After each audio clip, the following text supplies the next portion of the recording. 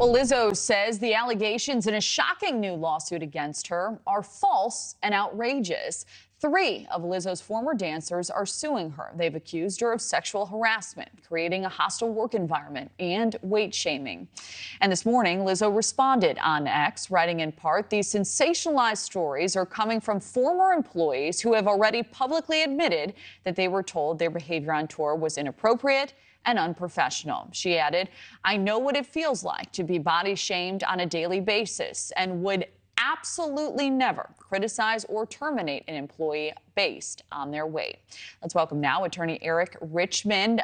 Eric, thank you for being here. So does Lizzo responding give these allegations more merit or weight, or is there any impact here on this case in any way? Hi, Kelly. Thanks for having me on.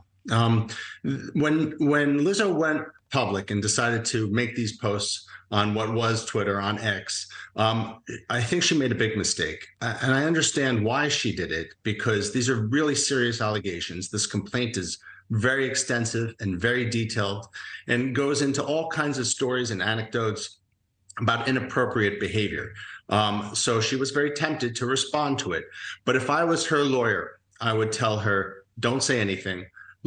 I would tell her, let the lawyer, let me do the speaking, because anything that she says now can now be used in a deposition. There can be inconsistencies, and she's already going after the people, the 3 women that have made these allegations, and saying that it's them that were acting inappropriately. So it begs the question, how did they act inappropriately? And she's getting into the back and forth.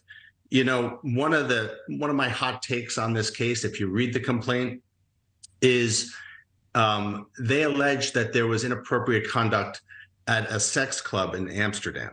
And I don't think you need to be a lawyer to realize that if you run an international multi-million-dollar corporation, entertainment corporation, maybe skip the Amsterdam sex club.